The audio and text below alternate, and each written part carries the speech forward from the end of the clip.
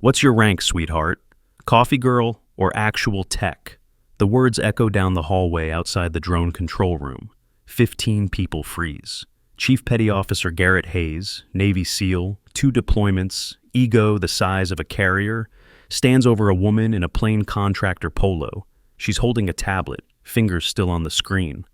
Doesn't look up. Higher than you think, Chief. Laughter explodes. Hayes grins, turning to his team. Sure, I'll wait. More laughter. Someone mutters Drone Barbie loud enough for her to hear. But Master Chief Roy Garrett, 62 years old, 38 in the Navy, isn't laughing. He's watching her hands, the way she holds that tablet, thumb on the edge, 3 fingers spread for balance. That's not civilian grip. That's tactical school, and her breathing. And her, 4 counts in, 4 counts out.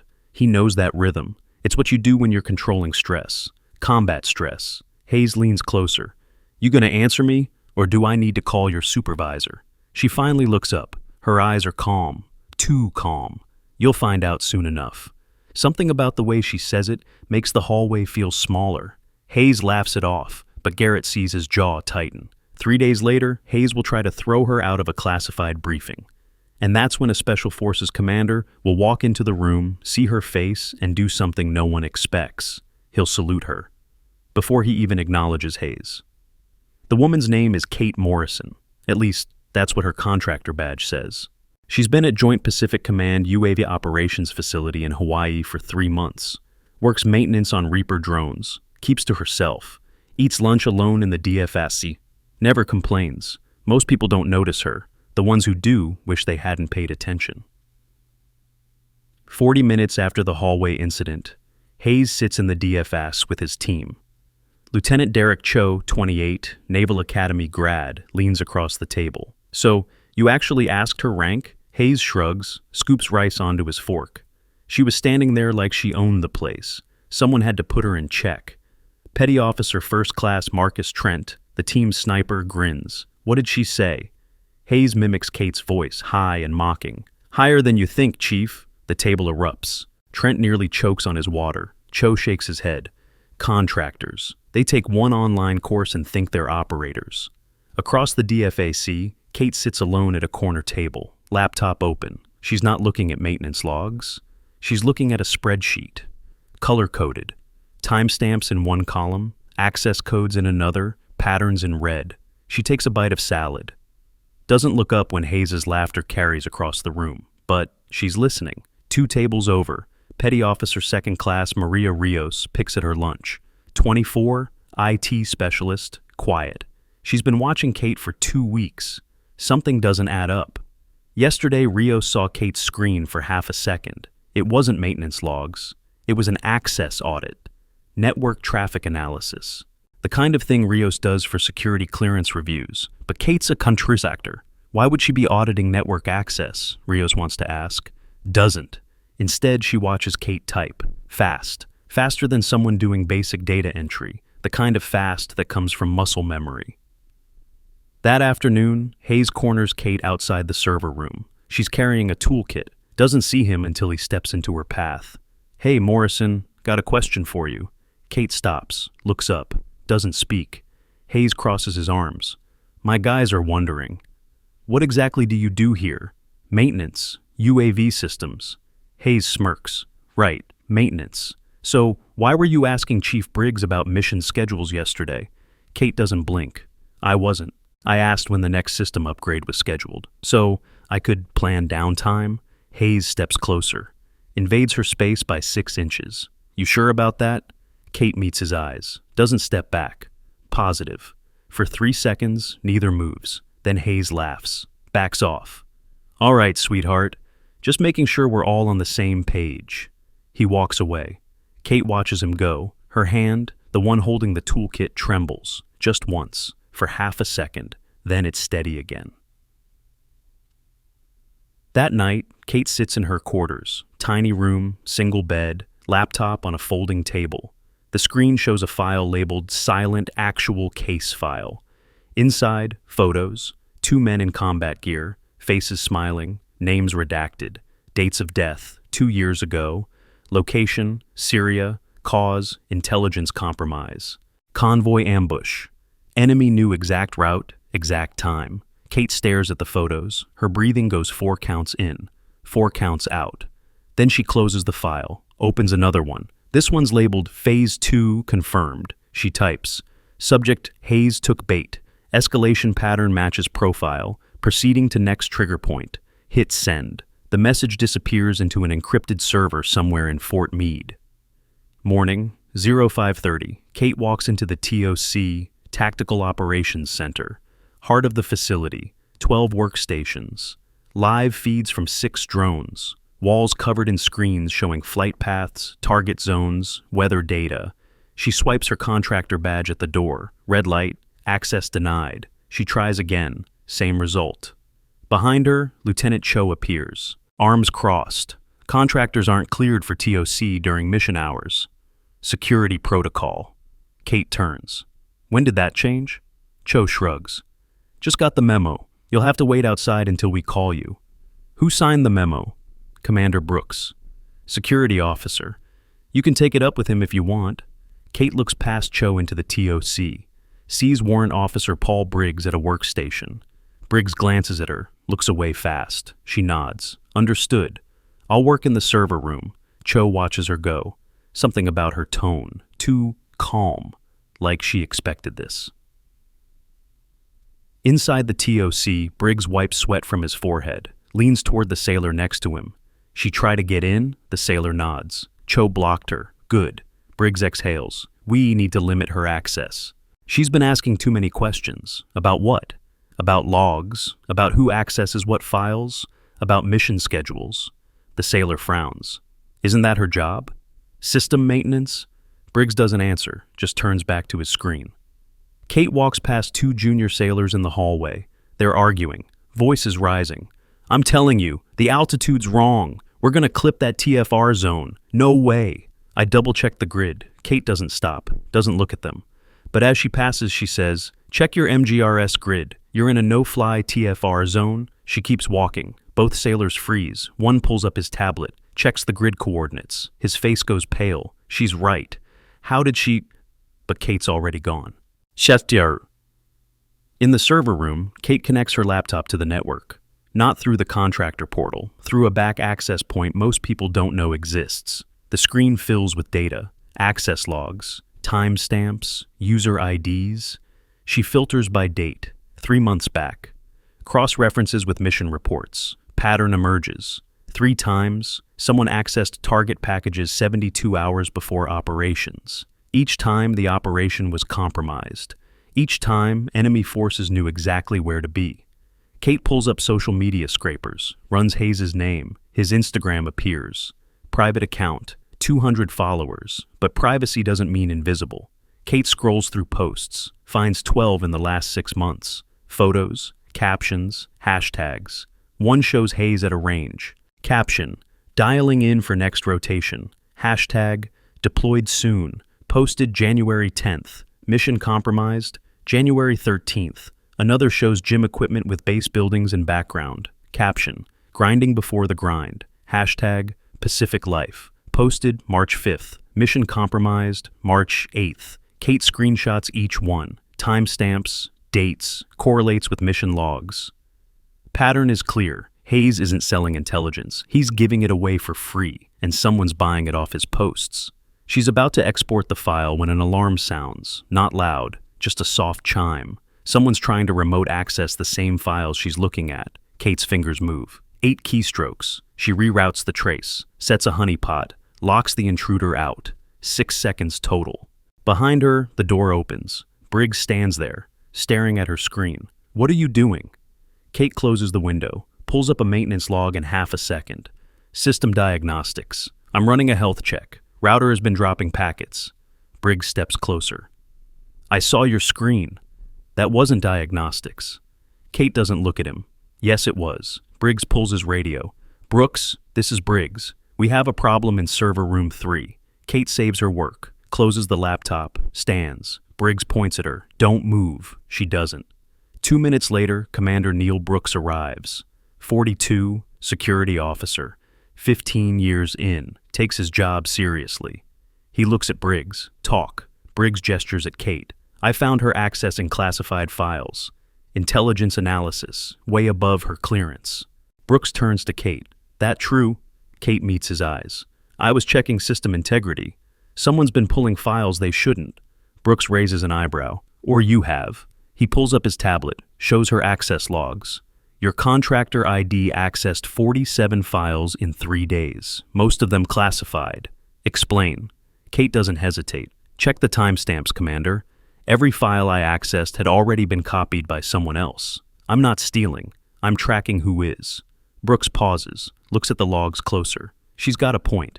Every file she touched shows prior access from another user ID, but that doesn't mean she's innocent. Brooks exhales. I'm restricting your access pending investigation. Server room only. No TOC, no network terminals. Clear? Kate nods. Clear. Brooks and Briggs leave. Kate sits back down, pulls out her phone, sends a text to an encrypted number. Restriction triggered. Phase 3 activated. The response comes in 5 seconds. Proceed. Asset protection protocol in place. Basic. The DFAC at lunch is packed. Kate sits alone again. This time the whispers are louder. Heard she was hacking, trying to steal mission data. Contractors always pull this. Hayes sits with Cho and Trent. His voice carries. Told you. She was playing operator. Now she's caught. Across the room, Rios watches. She wants to say something, wants to defend Kate, but Hayes is looking right at her, grinning. Rios looks down, stays silent. She'll regret that later. Master Chief Garrett takes his tray and walks to Kate's table, sits down without asking. Kate glances up, doesn't speak. Garrett stirs his coffee. Saw you handle that malfunction last month. The Reaper with the hydraulic failure. Kate takes a bite of her sandwich. Doesn't answer. Garrett continues. You did an emergency restart. Used backup INS to stabilize the glide. Only 3 places teach that procedure, and none of them are contractor schools. Kate chews, swallows, looks at him. Garrett leans forward. So I'm asking, where'd you learn it? Kate wipes her hands on a napkin. If I told you, Master Chief, you wouldn't believe me. Garrett smiles. Try me. Kate stands, picks up her tray. You'll find out soon enough. She walks away. Garrett watches her go. Something in his gut says she's not lying. 2 hours later, the intercom crackles. All personnel, ISR mission brief in 20 minutes. Surveillance package for time, sensitive target. Mission window, 4 hours. Kate hears it from the server room, checks her watch. 4 hours. That's tight. The TOC fills with personnel. Hayes and his team front row.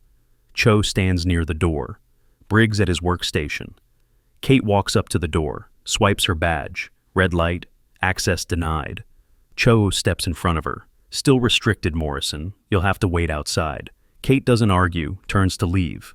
Inside, the briefing starts. 2 Special Forces operators on the ground need ISR coverage for a high-value target convoy. Drones already in position. Mission is straightforward. 10 minutes in, an alarm sounds. Screen flashes red. Engine temperature spiking. Hydraulic pressure dropping. The tech at the controls, a young sailor, panics. We're losing altitude. Briggs rushes over. Let me see. He tries the restart sequence. Nothing. Temperature keeps climbing. From the ground, radio crackles. We need eyes on that convoy now. 30 seconds before they hit the checkpoint. Cho looks at Hayes. Hayes looks at Briggs. Briggs tries again. Still nothing. Garrett stands up from the back row. Get the contractor. Now. Cho spins. She's restricted. Garrett's voice is steel. Get her or 2 men die. Your call, Lieutenant. Hayes clenches his jaw. Fine, but I'm watching. Gosehi. Kate enters the TOC, every eye on her. She doesn't wait for permission. Walks straight to the workstation. The young sailor stands. She sits. Screen shows engine fire. 4 minutes to crash. Kate's hands move. She doesn't touch the restart sequence. Instead, she kills non-essential systems. Reroutes power. Types commands faster than anyone in the room can follow. Auto-rotate on battery. Glide ratio 2:1. Target LZ. Grid. November Bravo 47. A junior tech behind her whispers, that's not in the manual. Kate's eyes stay on the screen. It's not supposed to be. The drone descends, controlled, steady, lands hard in an empty field 200 meters from the convoy. Ground team safe, mission success. The room is silent. Kate stands, walks out without a word. Hayes stares at the screen. Cho looks at Briggs. Briggs won't meet his eyes. If watching someone get publicly humiliated for doing their job makes your blood boil, hit that like button and subscribe, because this story is about to flip everything you just saw. After the mission, Garrett pulls Rios aside in the hallway. You work it. Can you pull a personnel file for me? Rios hesitates. Whose file, Master Chief? Morrison, the contractor.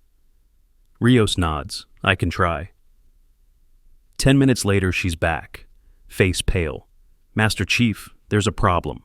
Garrett frowns. What kind of problem? Rios shows him her tablet. I tried to pull her file, got flagged. DOD restriction. I'd need clearance I don't have. Garrett stares at the screen. What kind of contractor has DOD flags? Rios scrolls down. There's a note in the metadata. Case officer, Radford. Radford? Garrett's eyes narrow. That's agency. CIA? Rios looks at him. Is she a spook? Garrett doesn't answer, just stares at the tablet. Bagesi. That night, Kate sits in her quarters, opens her laptop, new message waiting. From Tower 6, subject, Phase 3 approved, proceed to final escalation. Attached, updated target list. Hayes, Cho, Briggs, and one more name she wasn't expecting, Brooks. Kate reads the file. Brooks has been signing off on altered security logs. Not enough to be obvious, just enough to cover gaps. He might not know what he's covering, or he might. Either way, he's part of the problem. Kate closes the laptop, lies back on the bed, 4-count breathing, in, out. She thinks about the 2 operators in the photos, the ones who died in Syria. Tomorrow, she'll get closer to finding out who sold them. Morning, 0600. Kate walks into the DFAC, gets coffee, sits. Hayes is already there. Sees her, walks over. He doesn't sit, just stands over her table. You embarrassed me yesterday. Kate sips her coffee. I saved a mission yesterday. Hayes leans down, voice low. I don't care if you're some CIA contractor or whatever. You don't belong here, and you definitely don't belong in my TOC. Kate looks up. Your TOC? Hayes straightens. You know what I mean. Kate sets down her cup. Chief Hayes, I've been doing this job for 3 months. Haven't caused a single problem. Until you decided I was one, Hayes smirks. Maybe you should have stayed in your lane. He walks away. Rios, sitting 3 tables over, heard every word. She pulls out her phone, opens the recording app, hits record. She's not going to stay silent this time. That afternoon, Kate's called to Commander Brooks's office. He's behind his desk, tablet in front of him, looks tired. Morrison, sit. Kate sits. Brooks rubs his face. I've been reviewing your file, or trying to. Most of it's redacted. Kate waits. Brooks continues. Your employment history shows 18 months. Before that, nothing. No tax records, no previous employers. It's like you didn't exist. Kate's face doesn't change. Some contracts require that level of clearance, Commander. Brooks leans forward. What exactly are you cleared for? Kate meets his eyes. I'm not authorized to discuss that. Brooks exhales. Then we have a problem. Because I can't have someone on my base with ghost credentials and no explanation. There's a knock at the door. Brooks calls, "Come in." Briggs enters. "Sir, we have another issue. Morrison was seen accessing the backup server last night, after her restriction was put in place."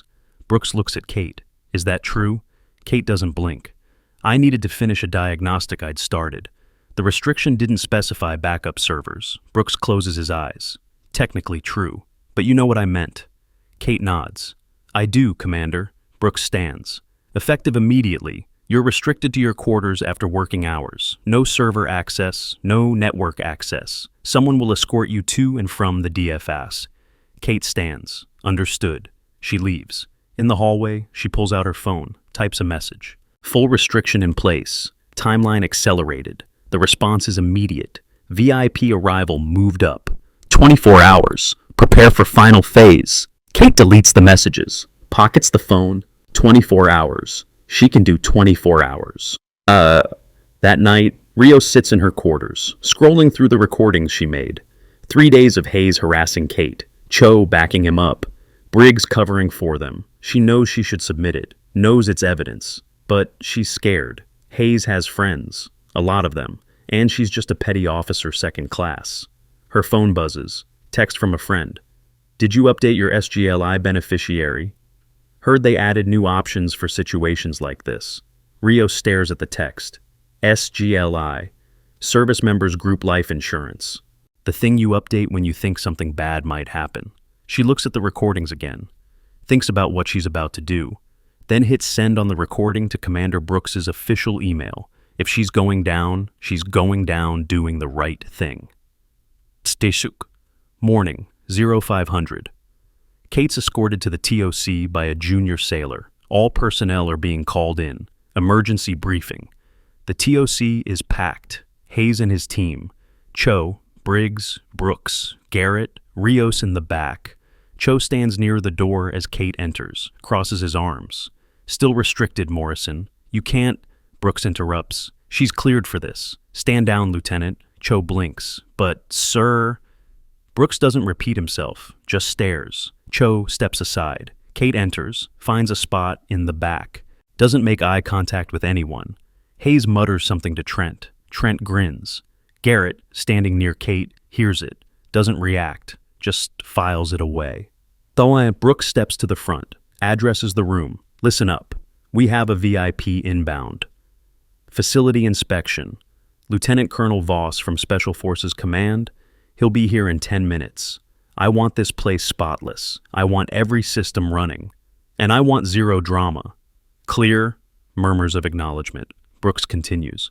Colonel Voss is a combat veteran. Multiple deployments. He's not here to play games. Show him respect. Show him professionalism. Hayes raises his hand. Sir, what's he inspecting for? Brooks hesitates. Then, operational security after recent incidents. He doesn't look at Kate, but everyone else does. Kate doesn't react. 8 minutes later, the sound of helicopter rotors fills the air. A Black Hawk lands on the pad outside. Single passenger. Lieutenant Colonel Marcus Voss steps out. 43 years old. SF Group Commander. 160th SOAR patch on his shoulder. CIB, Ranger Tab, jump wings. Face weathered from years in the field. He walks toward the building. Doesn't rush. Doesn't smile. Inside, Brooks straightens his uniform.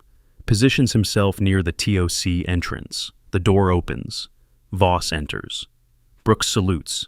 Sir, welcome to... Voss returns the salute without looking at him, eyes scanning the room. Personnel, workstations, screens. Then his eyes land on someone in the back. He freezes. His face goes from neutral to shock in half a second. Brooks notices. Sir, is everything... Voss doesn't answer. He's walking, straight toward the back of the room. Everyone turns to see where he's going. He stops in front of Kate Morrison, 4 feet away, facing her. Kate looks up, meets his eyes. Recognition passes between them. Voss's jaw tightens. Then he snaps to attention, brings his hand up in a crisp salute. Ma'am. The room goes silent. Hayes, standing 10 feet away, blinks. Sir, she's just a contractor. Voss doesn't turn, doesn't lower his hand. His voice is quiet, controlled. Chief Hayes, that woman you just called a contractor is Major General Kate Morrison, and you've been insulting her for 4 days. The silence deepens. Voss holds the salute, waits. Kate slowly returns it. Nods once. Voss lowers his hand, finally turns to face Hayes. The last time I saw General Morrison, she was pulling me and 2 operators out of a burning Black Hawk in Helmand Province. 3rd deployment. 2014. Hayes's face drains of color. Voss looks at Garrett. Master Chief, ask the general to show you her left forearm. Garrett steps forward, looks at Kate. Kate hesitates, then rolls up her sleeve. Tattoo, visible now. Trident wrapped in lightning bolts. Unit designation, TF-88 JSOC. Serial number below it. And beneath the tattoo, burn scars. Old ones, patterned like flames. Garrett whispers, Task Force 88. That unit doesn't exist. Voss's voice is steady, Officially, it doesn't. Officially, General Morrison died in Syria 2 years ago. Sasok. Did you catch what she just did with that drone? Drop your theory in the comments. Brooks steps forward. Sir, I had no idea. Her file was... Voss cuts him off. Restricted. Because she's working an Inspector General investigation. And you just made her job harder by flagging her to everyone she's investigating. Brooks goes pale. I didn't know. Voss finally looks at Kate. General, your tablet, please. Kate pulls it from her bag, hands it to him. Voss connects it to the main screen in the TOC. Everyone can see now. The screen fills with data. Hayes' Instagram, 12 posts, timestamps circled, mission logs, 3 compromises. 72 hours after each post, wire transfer receipts, $47,000 from Nexus Strategic Solutions. Dates matching data broker purchases. Client list. Nexus's customers. 3 foreign intelligence firms. 2 private military contractors with questionable ties. Voss's voice is calm. Chief Hayes didn't sell intelligence intentionally. He posted it for free, and someone bought it off his social media. Hayes is frozen. Face white. It was private. 200 followers. Just my friends. Voss turns the screen, shows him the data. 17 of your followers work for defense contractors. 3 are foreign nationals. Every post you made was scraped, analyzed, and resold within 48 hours. Hayes opens his mouth. Nothing comes out. Voss looks at the room. 3 missions were compromised because of operational security failures. 2 operators died. Their names were Staff Sergeant Luis Ramos and Sergeant First Class Deshaun Carter. He pulls up photos. 2 men in combat gear, smiling. The room is silent. Voss continues. General Morrison has spent 3 months tracking the source of these leaks. She endured harassment, restriction, accusations, all to find out why 2 men died. He turns to Hayes. Chief, you're relieved pending investigation. Lieutenant Cho, you're also relieved. Master-at-Arms, escort them out. 2 military police step forward. Hayes doesn't move. This is insane. Voss's voice drops. You didn't mean to, but you did. And 2 families are burying their sons because you wanted Instagram likes. Hayes has no response. The MPs take his arm. Cho's too. They're let out. Voss turns to Briggs. Warrant Officer Briggs, you deleted 14 security camera files in the last 2 weeks. You altered 6 access logs. Why? Briggs stammers. I was protecting operational security. Voss shakes his head. You were protecting Hayes because he recommended you for warrant officer, and you thought you owed him. The screen changes, shows deleted files, recovered from backup, each one showing Hayes violating security protocols, Briggs covering for him. Briggs's face crumbles. Sir, I didn't think... Voss's voice is hard. That's the problem. You didn't think. He nods to the MPs. Him too. Briggs is escorted out. Brooks stands in the middle of the room, looks at his tablet, then at Voss. Sir, the restriction order on General Morrison. It was filed by... Briggs forged my signature. Voss looks at him. Did you verify it before enforcing it? Brooks hesitates. No, sir. I trusted... Voss cuts him off. You enforced a restriction on a 2-star general based on a warrant officer's word, without verification. Brooks swallows. Yes, sir. Voss turns to Kate. General Morrison, Commander Brooks owes you an apology. Brooks steps forward. General, I was wrong. I should have investigated instead of restricting you. That won't happen again. Kate nods once. Noted, Commander. Somewhat, Voss addresses the room. Effective immediately, NCIS counterintelligence is taking over this investigation. There will be mandatory OPSEC training for all personnel, and a new anonymous reporting system will be installed. He looks at Kate. General, anything to add? Kate steps forward, looks at the room. Her voice is quiet, but it carries. Operational security isn't a suggestion. It's not a checkbox. It's the difference between your teammates coming home or not. Staff Sergeant Ramos had a wife and 2 daughters. Sergeant Carter had a mother who depended on him. They're gone because someone thought social media was more important than their lives. She pauses. If you see something, report it. If you're not sure, ask. And if you think you are too important to follow the rules, remember, no one is. The room is silent. Kate steps back. Voss dismisses everyone except Kate, Garrett, Brooks, and Rios. When the room clears, he turns to Kate. "General, you have another message. Came through 10 minutes ago." He hands her a tablet. Kate reads. Her face doesn't change, but Garrett, standing close, sees her jaw tighten. She looks up. Tower 6. Voss nods. They found something. Kate shows the screen to Garrett and Brooks. It's the Syria convoy ambush, 2 years ago, the one that killed Kate Morrison. New analysis. Convoy route was changed 6 hours before departure. Change authorized by Major General Dennis Corbin, now a 3-star at CENTCOM. Brooks whispers, "A general authorized the route change?" Kate nods, and the convoy was ambushed exactly where the new route took them. Garrett looks at her. "You think Corbin sold you out?" Kate's voice is flat. "I know he did. I just didn't have proof until now." Sassar. Voss sits on the edge of a desk. "Hayes wasn't the target, General. He was the test." Kate looks at him. "What do you mean?" Voss pulls up a classified file. "IG sent you here to see if you could still operate after Syria, to see if you were ready for the real mission." Kate closes her eyes. "Hunting Corbin." Voss nods. "He's been selling operations for 6 years. 16 officers across 6 bases are involved, 4 contractors, 2 members of Congress who took money to approve defense contracts that funnel intel to foreign buyers." Brooks exhales. "Holy cow." Garrett looks at Kate. "And you're going after all of them."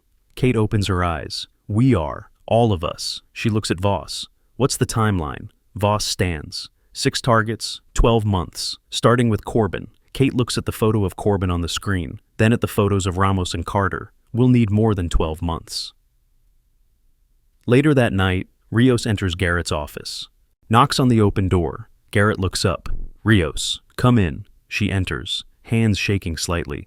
"Sir, I need to tell you something." Garrett gestures to a chair. "Sit." Rios sits, pulls out her phone. "I recorded Chief Hayes. 3 days of him harassing General Morrison. I didn't submit it right away because I was scared." Garrett takes the phone, listens to 30 seconds, then stops. He hands it back. "You did the right thing, Rios, even if it took you a few days." Rios looks down.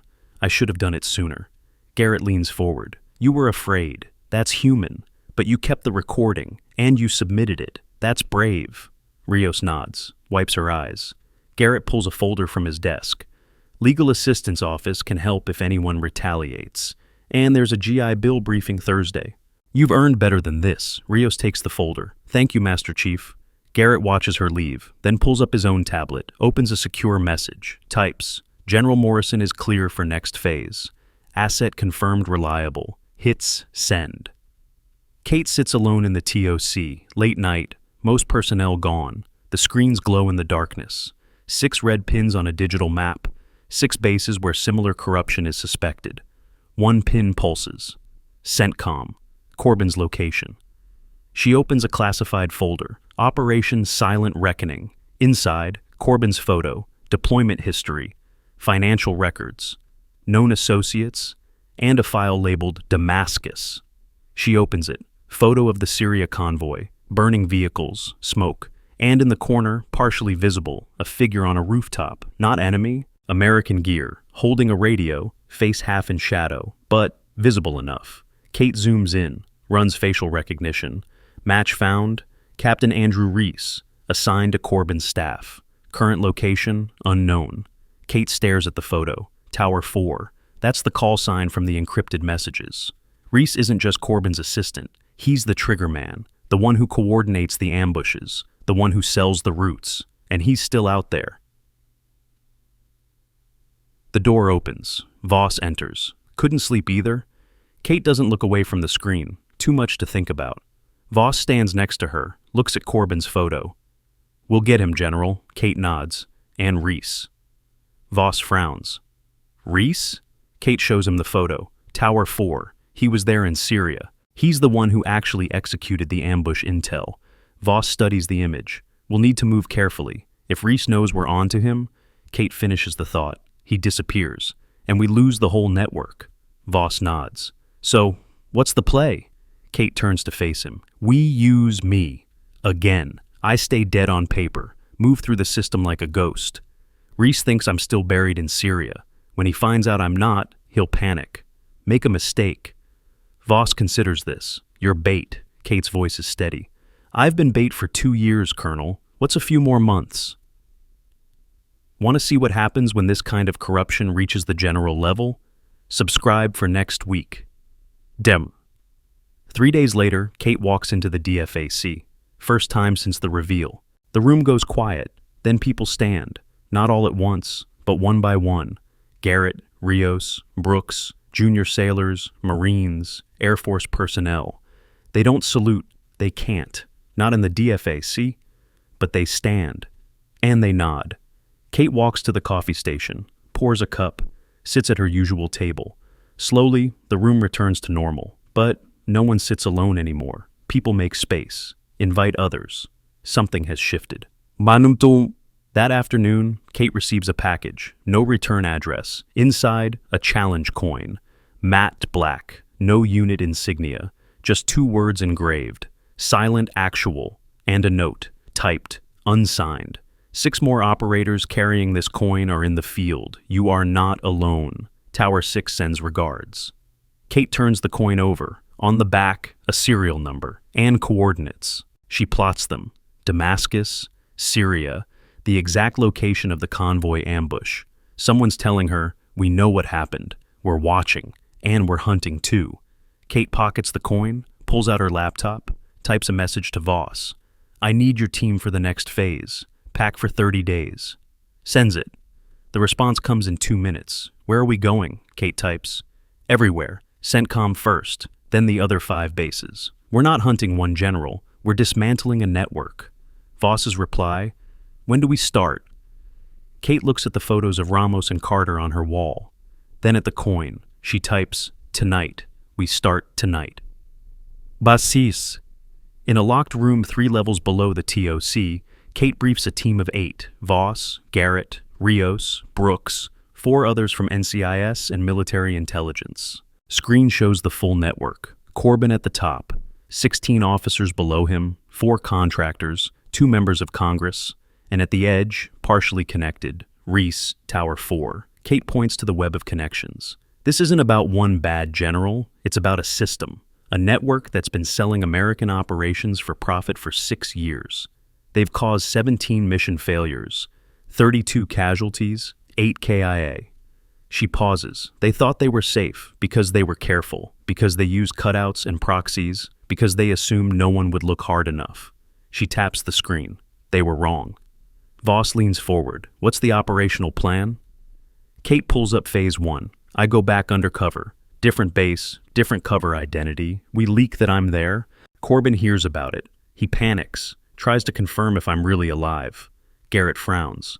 That puts you at risk, General. Kate nods. That's the point. When he reaches out to confirm, we trace it. Find his communication network, map his contacts. Rios asks, what if he tries to kill you again? Kate's voice is calm. Then we catch him in the act. The room is silent. Brooks speaks up. General, you're asking us to use you as bait for a 3-star general who's already tried to kill you once. Kate looks at him. I'm not asking, Commander. I'm telling you the plan. You can be part of it or not. Brooks meets her eyes, then nods. I'm in. One by one, the others agree. Samu. That night, Kate packs her gear. Minimal, 2 duffels, laptop, tactical clothing, contractor ID for the next base. There's a knock on her door. She opens it. Rios stands there, holding a folder. General, I pulled some data you might need. Financial transactions linked to Corbin's known accounts. Off the book stuff. Kate takes the folder. Good work, Petty Officer. Rios hesitates. Ma'am, can I ask you something? Kate nods. Rios looks down. How do you do it? Stay calm when everyone's against you? Kate considers the question. Then, I think about the people I'm fighting for. Ramos, Carter, every operator who trusted the system to keep them safe. When I focus on them, the noise doesn't matter. Rios nods. Thank you, ma'am. She turns to leave, then stops. General, I'm sorry I didn't speak up sooner, when Hayes was harassing you. Kate's voice is soft. You spoke up when it mattered, Rios. That's what counts. Rios leaves. Kate closes the door, looks at the folder. Inside, bank transfers, shell companies, dates and amounts, more evidence, more threads. The network is big. but it's not invisible, and Kate Morrison has spent 2 years learning how to hunt in the dark. Morning, 0400. Kate walks to the flight line. A C-130 waits. Engines warming. Voss is already there. Gear loaded. Ready, General? Kate nods. Where's our first stop? Voss hands her a tablet. MacDill Air Force Base. CENTCOM headquarters. You're going in as a systems analyst. Contractor again? Kate smirks. They never learn. Voss grins. That's what we're counting on. They board the plane. As it lifts off, Kate looks out the window. Hawaii shrinks below. She thinks about Hayes, Cho, Briggs. All three are facing courts-martial. Careers over. But they were small fish. Corbin is the shark. And somewhere out there, Reese is watching, waiting. Tower 4 thinks he's safe. Thinks no one knows his face. He's wrong. Kate pulls out the challenge coin, runs her thumb over the engraving. Silent Actual. 6 others like her, hunting the same network. Different targets, same mission. She's not alone, and neither are the people trying to hide. The plane levels off. Voss sits across from her. You ready for this, General? Going back under after they just exposed you? Kate doesn't look up from her tablet. I was ready 2 years ago, Colonel. I've just been waiting for the right moment. Voss nods. What happens when Corbin finds out you're alive? Kate's voice is cold. He makes a move. We catch him, and then we take apart everything he's built. Voss leans back. And if he doesn't make a move? Kate finally looks up. Then we make him. The C-130 lands at MacDill Air Force Base at 0800, Tampa, Florida, CENTCOM headquarters, heart of American military operations in the Middle East and Central Asia. Kate steps off the plane wearing contractor clothes again. Different company this time. Badge says Sarah Chen. Systems analyst for Northrop Grumman. Clearance level, secret, nothing special, just another face in a sea of contractors. Voss walks 10 feet behind her. Different flight manifest. They don't know each other, not officially. Inside the terminal, Kate picks up her rental car keys. Generic sedan. Drives to temporary lodging on base. Room 214. Single bed, desk, window overlooking the flight line. She sets down her bags, pulls out her laptop, connects through a VPN, accesses the Silent Actual network. Message waiting from Tower 6. Corbin has been notified of your arrival. Cover story holding. He thinks you're routine contractor rotation. Kate types back. How long until he checks? Response comes in seconds. Our analyst says 72 hours. He'll want to verify you're not the real Morrison before he relaxes. Kate closes the laptop. 72 hours, 3 days. She can work with that. Saying day 1 at CENTCOM. Kate reports to the J2 Intelligence Directorate. Her cover job, update database architecture for targeting systems. Boring, technical, perfect. Her real job, get close enough to Corbin's office to access his network. The J2 workspace is massive. 200 workstations, military and contractors mixed together. Everyone has a badge. Everyone has a clearance. Nobody looks twice at anyone else. Kate finds her desk, workstation 47, logs in with her contractor credentials, starts running database queries, legitimate ones, the kind Sarah Chen would actually run. But she's also watching, tracking who accesses what, who walks where, who talks to whom. At 10:30 she sees him, Major General Dennis Corbin, 3 stars, 56 years old, 28 years in service, currently assigned as Deputy Commander, CENTCOM Operations, office on the 3rd floor. He walks through the J2 space with an aide. Doesn't look at anyone. Too important. Kate keeps her eyes on her screen, doesn't turn, but she tracks his reflection in the monitor glass. Corbin stops, talks to a captain near the coffee station, laughs at something, pats the captain's shoulder, moves on. Everyone smiles when he passes. Nobody questions him. That's how he's survived this long. Slunch. Kate sits in the DFSC, alone again. Old habits. Voss enters 15 minutes later, gets food, sits 3 tables away. They don't make eye contact, but they're both watching the room.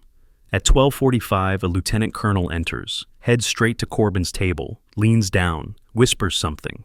Corbin's face changes, just for a second, from relaxed to tense. He stands, leaves his tray, walks out fast. Kate notes the time, pulls out her phone, pretends to text, actually sends encrypted message to Tower 6. Subject reacted to something at 12:45. Possible trigger. Response, monitoring, standby. Kate finishes her lunch, returns to her desk. 30 minutes later, her workstation pings. System alert. Someone's running a background check query. On her. Kate doesn't react, just keeps typing. But she's watching the network traffic. The query originates from Corbin's office network. Someone's checking Sarah Chen's employment history. Verification requests sent to Northrop Grumman. Cross-reference with DoD personnel database. Good. That means he's worried. Kate lets it run. Her cover identity is solid. Northrop will verify. DoD database will show standard contractor clearance. Nothing unusual, but Corbin won't be satisfied. Not if he suspects. She's counting on that. Tss. That night, Kate sits in her room, laptop open. Voss knocks, enters. He ran your background. Twice. Kate nods. I saw. He's nervous. Voss sits on the desk chair. Tower 6 intercepted a call from his office to a burner phone. 45 seconds. No words, just tones. Kate looks up. Coded message. Voss nods. Our crypto team is working it, but the recipient's location pinged in Northern Virginia, near Pentagon. Kate closes her eyes. Reese, Voss confirms. Most likely. We're trying to track the phone now. Kate stands, walks to the window. If Corbin's reaching out to Reese, that means he's not sure. He's checking if I'm really dead. Voss leans back. And when Reese tells him you're alive, Kate's voice is flat. Then the trap springs. Is that day 2? Kate's running a software update on targeting databases. Legitimate work, but it requires access to secure server rooms. She submits the request, waits for approval. 3 hours later, a tech sergeant escorts her to sub-level 2. Server room Echo 7, rows of machines, cooling units humming, cables everywhere. Kate sets up her laptop, starts the update process. It'll take 4 hours. The sergeant leaves her alone. Standard procedure. Contractors do this all the time. Kate waits 10 minutes, then accesses a different terminal, not the targeting database. The personnel access logs. She filters for Corbin's user ID. Past 6 months, 312 access events. Most are routine. Command briefings, operation orders, intel summaries. But 11 are unusual. Late night access, 0200 to 0400, when almost nobody's in the building. Kate drills down. Those 11 events all access the same files. Classified operation plans, convoy routes, target packages, QRF positioning, and every single one corresponds to a mission that failed within 72 hours. Kate screenshots everything, encrypts the files, uploads to silent actual network, then erases her tracks, closes the terminal, goes back to her legitimate work. 4 hours later, the software update completes. She packs up, leaves. Nobody knows she was ever in those logs. That evening, Kate receives a message from Tower 6. Crypto team broke the coded call. Message was simple. Confirm status of Package 17. Kate replies, "What's Package 17? Response, "That was your designation in Syria. Operation Package 17. The convoy." Kate stares at the screen. So, Corbin's asking Reese, "Is Morrison really dead?" Tower 6 confirms. Affirmative. "We intercepted Reese's response 2 hours ago. He said, negative confirmation. Investigating." Kate smiles. No confirmation. That means Reese can't verify her death, because there's no body, no grave, nothing, which means they're about to find out she's alive, and when they do, they'll panic. Sembeneni Day 3. Kate's in the J2 workspace, 0900. Her workstation pings again. Email from CENTCOM. IT security. Subject, mandatory security review. Body, all contractors with secret clearance are required to report to security office for random audit. Report by 1400 today. Kate reads it twice. This isn't random. Corbin's trying to get her into a controlled environment. Ask questions. Maybe run biometrics, fingerprints, retinal scan. If he runs her biometrics against DoD records, the system will flag. Because Sarah Chen doesn't exist in the military database, but Kate Morrison does, and she's listed as deceased. This is the moment. Corbin's testing her. Kate stands, walks to the bathroom, pulls out her phone, texts Voss. They're moving. Security audit at 1400. Voss replies, "Do you want extraction?" Kate types, Negative. I'm going in. Have assets ready if it goes sideways. Voss. Copy. We're in position. Kate pockets the phone, returns to her desk. She has 5 hours. At 1300, Kate's workstation pings with a different alert. Network access request from an external source. Someone's trying to remote access her terminal. Kate traces it. Source IP, outside the base. Location, Springfield, Virginia. Reese. It has to be. He's trying to see what she's working on, what files she's accessing, whether she's behaving like a real contractor or like an investigator. Kate lets him in, but only to a sandbox environment, a fake workspace that looks real but contains nothing useful. She populates it with boring contractor work, database updates, system logs, email correspondence with her fake supervisor at Northrop. Let him look. Let him think she's legitimate, but she's also logging his access, every keystroke, every file he touches. Tower 6 will have his digital fingerprints now. Dibundisik 1345. Kate walks to the security office. 3rd floor, East Wing. 2 guards at the door. They check her badge, wave her in. Inside, small waiting room. 4 chairs, 1 other contractor already waiting. Young guy, looks nervous. Kate sits, waits. At 1400, a staff sergeant calls her name. Morrison, Sarah. Kate stands, follows him into an office. Behind the desk, Captain James Rucker, security officer, 32, serious face. Rucker gestures to a chair. Please sit, Miss Chen. Kate sits, doesn't correct him. Her badge says Chen. Rucker opens a folder. I'll be brief. We're conducting random security audits on all contractors with access to classified systems. Standard procedure, nothing to worry about. Kate nods. I understand. Rucker pulls out a fingerprint scanner. I'll need your prints for verification against your clearance file. Kate doesn't hesitate, places her hand on the scanner. The machine beeps, scans her fingerprints. Rucker watches the screen, waits for the database match. 3 seconds, 5 seconds, 10. His face changes, confusion, then concern.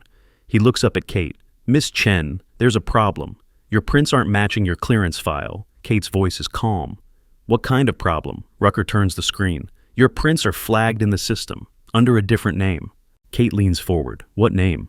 Rucker hesitates. Then, Major General Kate Morrison, but that can't be right. She's deceased. Kate meets his eyes. Captain Rucker, I need you to call the Inspector General's office, right now. Rucker blinks. What? Kate slowly reaches into her pocket, pulls out a second ID, not the contractor badge, a DOD access card. Black stripe, TSCI clearance. She slides it across the desk. Rucker picks it up, reads it. His face goes pale. Morrison Kate, Major General, 08, JSOC. He looks up. You're supposed to be dead. Kate's voice is steady. I was, for 2 years, and I need to stay that way until we finish this investigation. So, I need you to make that call. Now. Rucker reaches for his phone, hands shaking slightly. Then, 10 minutes later, 3 people enter the office. 1 civilian, 2 in Army uniforms. Colonel rank. The civilian shows ID. Department of Defense Inspector General. My name is Radford. Rucker stands. Sir, I didn't know. Radford waves him off. You did exactly right, Captain. General Morrison, are you compromised? Kate shakes her head. Negative. But Corbin knows something's wrong. He'll move soon. Radford nods. Then we accelerate. Colonel Voss is standing by. We'll execute the arrest within the hour. Kate stands. I want to be there. Radford hesitates. General, if Corbin sees you... Kate cuts him off. He needs to see me. He needs to know I'm alive. That I've been hunting him for 2 years. That everything he thought was buried is about to come out. Radford considers, then nods. All right, but we do this by the book. Jag is already drafting the charges. 14:30. Corbin is in his office. 3rd floor, corner suite. He's on the phone, arguing with someone. His aide, a major, stands outside, nervous. Voss approaches with 4 military police, all armed, all carrying arrest documentation. The aide sees them, steps forward. Sir, can I help you? Voss shows his ID, Lieutenant Colonel Voss, Special Forces Command.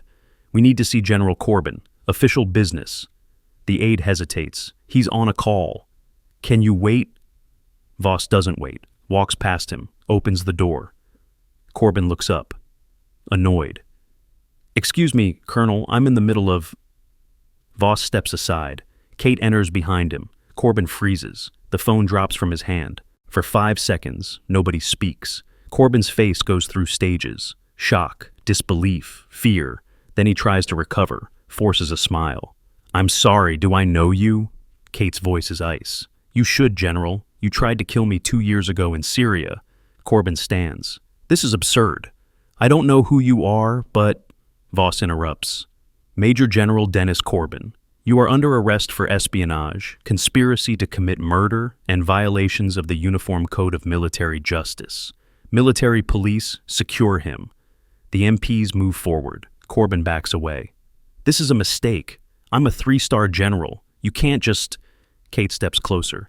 "You altered convoy Route 17 in Syria. 6 hours before departure, you changed our path directly into an ambush site. 8 personnel were in that convoy. 3 died on site, 2 more died in the hospital. I survived, barely." Corbin's face drains of color. I didn't, Kate continues. "You accessed target packages 11 times in the past 6 months. Late night, 0200 to 0400. Every single one was compromised within 72 hours.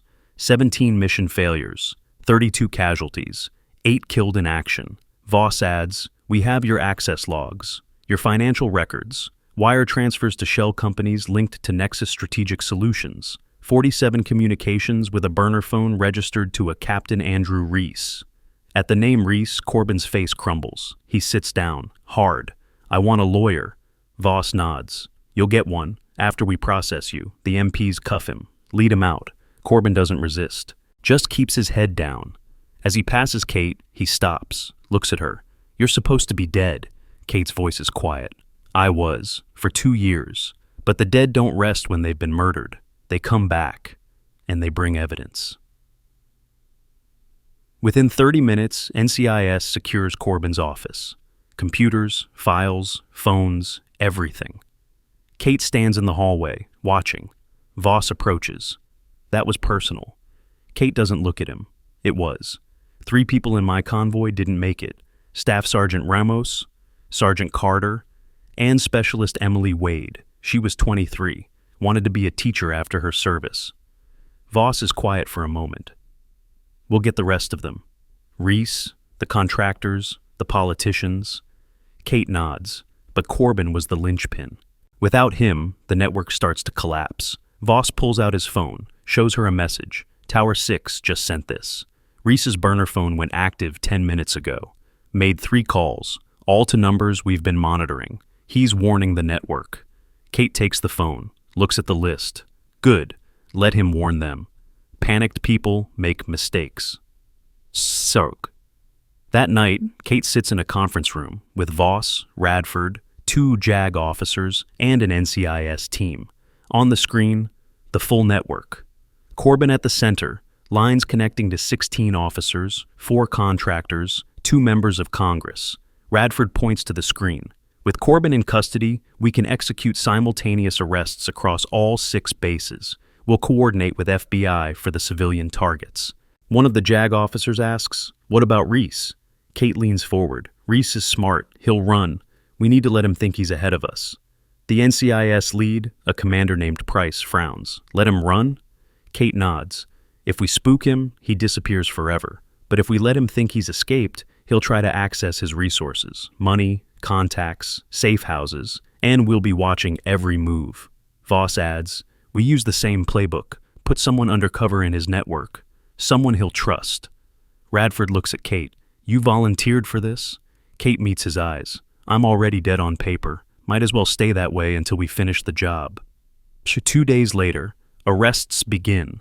0600. Simultaneous operations at 6 military installations. Fort Bragg, Camp Pendleton, Nellis Air Force Base, Naval Station Norfolk, Pearl Harbor, Ramstein Air Base in Germany. 16 officers arrested, 4 contractors taken into custody by FBI. By 0800, the news breaks. Major operation targeting military corruption. DOD Inspector General leading the investigation. No names released yet. but the rumors start immediately. At MacDill, Kate watches the news on a break room TV. Other contractors gathered around, whispering, "Did you hear? They arrested a general. 3-star, I heard. What did he do?" Nobody knows, but it's big. Kate sips her coffee, says nothing. That afternoon, Garrett calls her. Secure line. "General, you seeing the news?" Kate sits in her rental car, windows up. "I am, Master Chief." Garrett's voice is proud. "You did it. You got them all." Kate shakes her head even though he can't see. "Not all. Reese is still out there." Garrett pauses. "The Tower 4 guy." "Affirmative. He's the one who actually coordinated the ambushes. Corbin gave the intel, Reese delivered it to the buyers, and he's the one who was on that rooftop in Syria." Garrett is quiet. Then, "You need help?"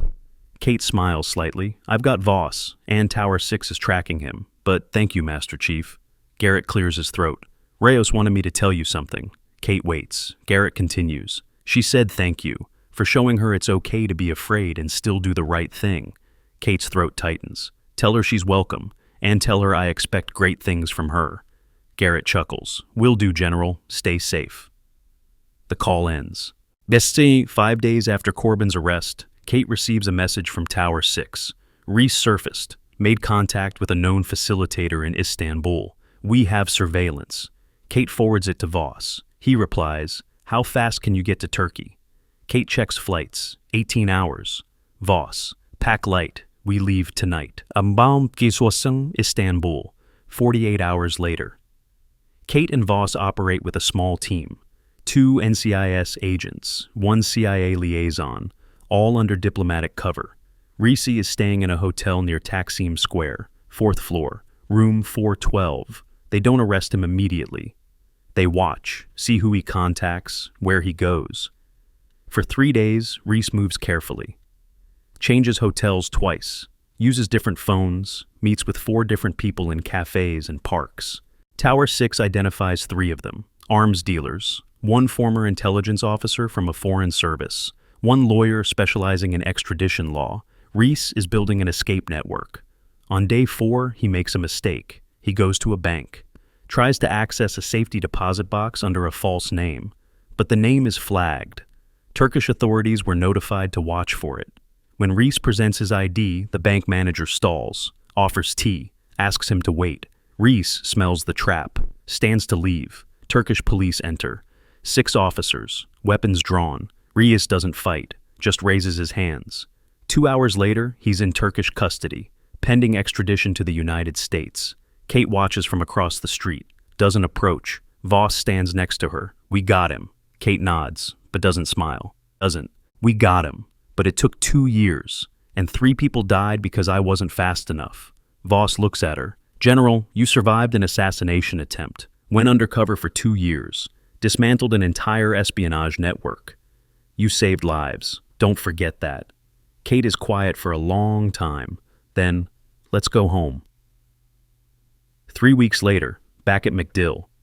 Kate sits in a conference room, Radford across from her, Voss next to her. Radford slides a folder across the table. Corbin's pleading guilty, full cooperation. He's giving us names, dates, transactions, everything. Kate opens the folder, reads. Her face doesn't change. Radford continues. Reese is fighting extradition, but he'll lose. Turkish government is cooperating. He'll be back in U.S. custody within a month. Kate closes the folder. What about the others? Radford pulls up a tablet. Of the 16 officers arrested, 14 have been charged. 2 are cooperating in exchange for reduced sentences. The 4 contractors are facing federal charges. FBI has enough to convict. Voss asks, and the politicians? Radford's face darkens. That's harder. Both members of Congress resigned, but prosecuting them requires different channels. Justice Department is building the case. It'll take time. Kate nods. I can wait. I've been waiting 2 years. What's a few more months? That night, Kate returns to Hawaii. Temporary duty complete. She walks into the DFAC at Pearl Harbor, the one where this all started. Hayes is gone, dishonorably discharged. Cho resigned before court-martial. Briggs is serving time in military prison, but others are still here. Garrett, Rios, Brooks. When Kate enters, Garrett sees her first, stands, salutes. The room follows. One by one, personnel stand. Salute. Kate returns it, then gestures for them to sit. She gets food, sits at a table. Rios approaches, nervous. "Ma'am, can I sit?" Kate nods. "Please." Rios sits, quiet for a moment. Then, "I got accepted to officer candidate school. I leave in 2 months." Kate smiles. "That's outstanding, petty officer. You'll make a good officer." Rios looks down. "I almost didn't apply. Thought I wasn't good enough. But then I remembered what you said, about being afraid and still doing the right thing." Kate leans forward. "Fear means you understand the stakes. It means you're taking it seriously. Don't ever apologize for that." Rios nods. "Thank you, ma'am." Later, Kate walks outside, sits on a bench overlooking the flight line. Garrett joins her, doesn't ask permission, just sits. They watch planes take off in silence. Finally, Garrett speaks. "You going to stay in, or retire for real this time?" Kate considers. "I don't know, Master Chief. Part of me wants to disappear, go somewhere quiet, stop hunting." Garrett nods. "But?" Kate smiles slightly. "But there are 5 more networks like this. Tower 6 confirmed it. And someone has to hunt them." Garrett is quiet. Then, "You can't save everyone, General." Kate looks at him. "I know, but I can try to save the next ones. Ramos, Carter, Wade. They didn't get justice until 2 years after they died. That's too long." Garrett stands, stretches. "Well, when you go hunting again, let me know. I've got 4 years left before retirement. Might as well spend them doing something that matters." Kate looks up. "You volunteering, Master Chief?" Garrett grins. "Someone's got to keep you out of trouble, ma'am." Busy. 1 week later, Kate receives orders. Report to Fort Meade, Maryland. Office of the Inspector General. New assignment. She packs her gear. One more time. Brooks drives her to the airport. They don't talk much, but at the curb, he stops. "General, I owe you an apology. A real one." Kate looks at him. "You already apologized, Commander." Brooks shakes his head. "I apologized for restricting your access, but I should apologize for not seeing what was happening, for not questioning why a contractor was being harassed, for not investigating before I acted." Kate is quiet. Then, "You learned, Commander. That's what matters. Make sure the next person in your position doesn't make the same mistake." Brooks nods. "I will, ma'am." Kate gets out, grabs her bags. Brooks calls after her. "Good hunting, General." Kate doesn't turn, just raises a hand, keeps walking. Sism Fort Meade. 3 days later. Kate sits in an office deep in the NSA complex. No windows. Secure communication systems. 3 monitors on the wall. Radford enters with 2 others. Both wear civilian clothes. No name tags. Radford gestures. "General Morrison, meet Task Force Silent Reckoning. These are your teammates for the next phase." The first person steps forward. Woman, 40. Hard eyes. "My name is Major Sarah Klein, former military intelligence. Been hunting corruption for 6 years. The second person nods. "Lieutenant Colonel James Park, counterintelligence.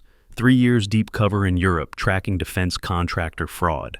Kate shakes their hands. "How many others?" Radford answers. 6 total. You 3 are the core team. The others are embedded at different locations. You'll coordinate through encrypted channels." He pulls up a map on the center monitor. 5 red zones highlighted. Different regions, different commands. These are the remaining networks. Similar to Corbin's operation. Smaller scale, but just as deadly. Kate studies the map. "Timeline?" Radford exhales. 18 months for all 5, maybe longer. These people learned from Corbin's mistakes. They're more careful now. Park speaks up, "Which means we have to be smarter." Klein adds, "And more patient." Kate nods. "Patience. That's something I've learned." That night, Kate sits in her new quarters, temporary lodging. Fort Meade, room 117. She opens her laptop, pulls up the files on the 5 networks. Network Alpha, Army Logistics Command, suspected supply chain fraud. 3 officers, 2 contractors. Network Bravo, Air Force acquisitions, inflated contracts, kickbacks, 4 officers, 5 contractors. Network Charlie, Navy ship maintenance, falsified inspections, safety violations causing equipment failures. 6 officers. Network Delta, Marine Corps Training Command, fake qualifications, Personnel pushed through without proper vetting. 8 officers. Day. Network Echo. Joint Special Operations. The big one. Suspected leak of operational intelligence. Unknown number of participants. Kate stares at Echo. That's the one that worries her most.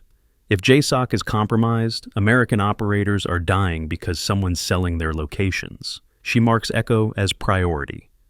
Then opens a second file, the one labeled Syria After Action. Inside, photos from the convoy ambush, aerial surveillance, ground forensics, intercepted communications, and one photo she hasn't looked at in months. The rooftop, the figure with the radio, Reese. But there's someone else in the frame, partially visible, behind Reese. Kate zooms in, enhances the image. Another person, uniform, American, face turned away from camera. She runs facial recognition, partial match. 68% confidence. Name, Colonel Victor Hale. Current assignment, JSOC Operations Staff. Kate stares at the screen. If Hale was there, if he was coordinating with Reese, then Network Echo is bigger than they thought. She sends the image to Radford with a note. We need to talk about Echo, tonight. 2 hours later, secure conference room. Radford, Voss, Klein, Park, and Kate. Kate projects the enhanced image on screen. This was taken during the Syria ambush. We always focused on Reese. But look behind him. Radford leans forward. Who is that? Kate puts up the facial recognition result. Colonel Victor Hale, 68% confidence. He's currently assigned to JSOC. Voss exhales. If Hale's involved, he has access to everything. Every operation. Every target. Every operator. Park nods. Which means every JSOC mission in the last 5 years could be compromised. Klein asks, "What's our move?" Kate closes the image. We do exactly what we did with Corbin. Go undercover. Get close. Collect evidence. Then spring the trap. Radford frowns. That'll take months, maybe a year. Kate meets his eyes. Then it takes a year. I've spent 2 years hunting Corbin. I can spend another year hunting Hale. Voss speaks up. General, you've been undercover for 2 years. You need a break. Kate shakes her head. There's no break until this is done. Every day we wait, operators are at risk. Radford considers. Then, all right. We greenlight Operation Silent Reckoning. Phase 2, target, Colonel Hale and Network Echo. He looks at Kate. You'll need a new cover identity. Deeper than contractor. You'll need to be military. Embedded in JSOC. Kate nods. What did you have in mind? Radford pulls up a file. Lieutenant Colonel position, logistics officer, newly assigned to JSOC support staff. You'll work directly under Hale. Kate reads the file, then looks up. When do I start? Radford checks his watch. You have 2 weeks to prepare, then you deploy. 10 days later, Kate sits across from a woman in civilian clothes. Dr. Michelle Reeves, psychologist, DOD clearance. Reeves looks at Kate's file, then at Kate. General, before you go back under, I need to assess your mental state. Kate nods. I understand. Reeves asks, how are you sleeping? Kate answers honestly, 4 to 5 hours a night, sometimes less.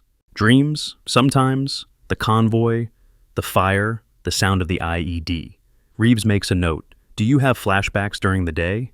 Kate hesitates. Then, once or twice a week, usually triggered by loud noises or enclosed spaces. Reeves sets down her pen. General, you've been through significant trauma. You were almost killed. You've spent 2 years pretending to be someone else. Most people would need extensive therapy before going back into the field. Kate's voice is steady. I'm not most people, doctor.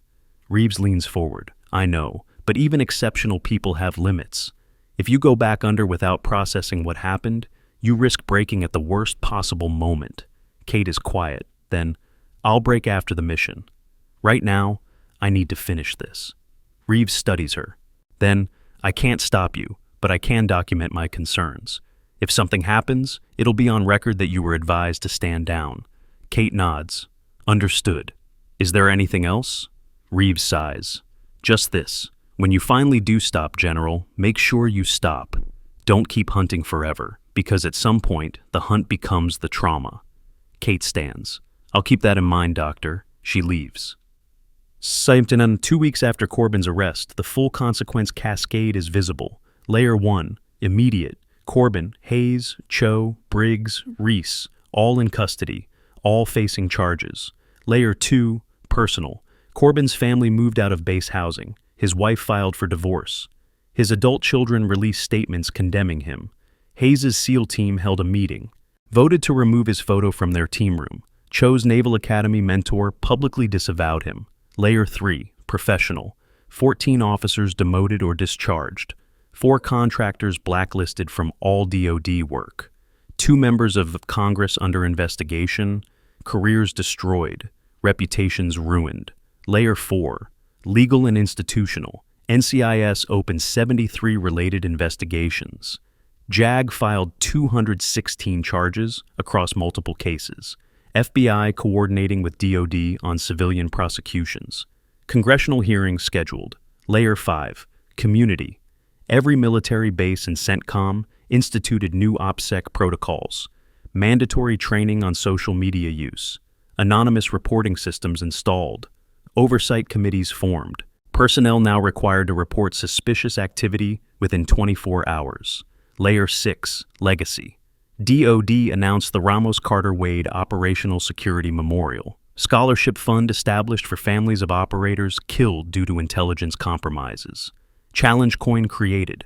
Inscription, Vigilance Saves Lives, issued to personnel who report security violations.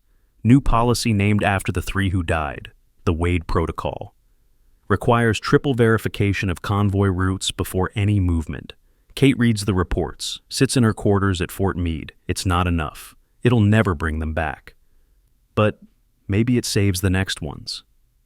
3 days before Kate deploys as Lieutenant Colonel Morrison to JSOC, Garrett visits Fort Meade. They meet at an off-base coffee shop. Saw civilian clothes, no ranks. Garrett slides a folder across the table. Thought you'd want to see this. Kate opens it. Letters, handwritten.